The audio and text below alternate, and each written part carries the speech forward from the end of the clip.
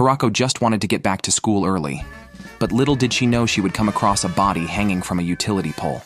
As Toraiko was at a loss for what to do, the body surprisingly began to drip snot, which miraculously flew onto Toraiko's head. The next second, the body opened its eyes.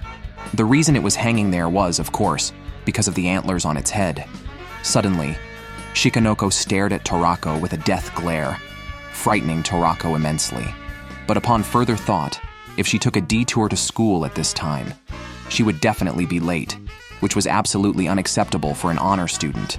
So, she decided to act as if she hadn't seen anything and prepared to leave.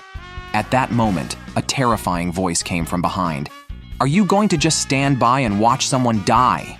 Frightened, Toraiko hurriedly explained that she hadn't ignored a person in need. She thought the other was just playing around on the utility pole. Just as Toraiko was about to leave, Shikanoko quickly said, "Every morning you pass this road, you will remember my face and live in regret for the rest of your life." At this, Toraiko, finally deciding out of fear to save her, managed to rescue Shikanoko after some effort. Curious, Toraiko asked why she was in such a place. Shikanoko didn't know either, and even called Toraiko "bad girl, big sister." Hearing the word bad, Toraiko instantly got upset and loudly questioned her. "Who are you calling a delinquent?" Toraiko claimed she was gentle and virtuous and could not possibly be a delinquent. Shikanoko stated it was her antlers that detected it, shocking Toraiko. Toraiko suddenly realized that staying any longer with this person would be very dangerous, as she had indeed been a real troublemaker in the past. The exposed Toraiko quickly looked for a chance to leave. After returning to school, Toraiko felt uneasy, sensing that something big was about to happen. Sure enough, in the next second, Shikanoko walked in as a transfer student but got stuck because of her long antlers. She then forcibly broke through the wall to enter, acting as if nothing had happened, and cheerfully introduced herself to everyone, who warmly applauded her. Toraiko suddenly noticed an empty seat next to her. Was she going to sit next to her? This could spell doom for her image as a well-behaved, top-performing student. Her happy high school life was in jeopardy. So Toraiko decided to take the initiative and awkwardly greeted Shikanoko, telling her to ask her anything if confused. Shikanoko politely thanked her.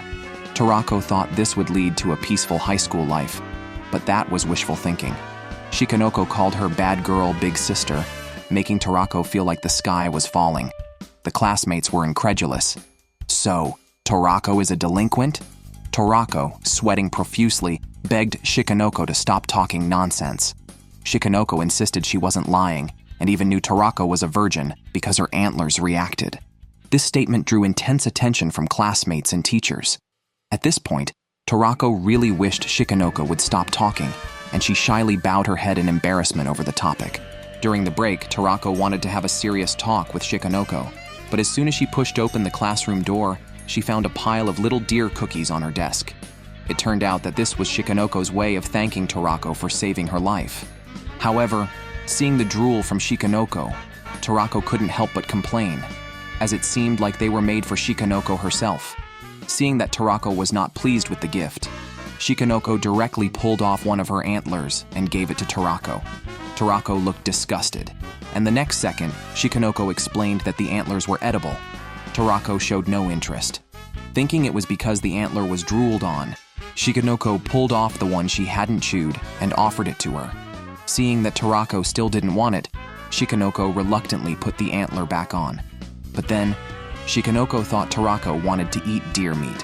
However, in order to repay her kindness, Shikanoko eventually agreed and knelt in front of Toraiko, offering herself for Toraiko to eat. Toraiko was speechless, feeling as if she were bullying Shikanoko. Noticing the strange looks from other students, Toraiko quickly dragged Shikanoko to the restroom, warning her not to call her "bad girl, big sister" again, and not to mention that she used to be a delinquent, or else she would mock Shikanoko's antlers.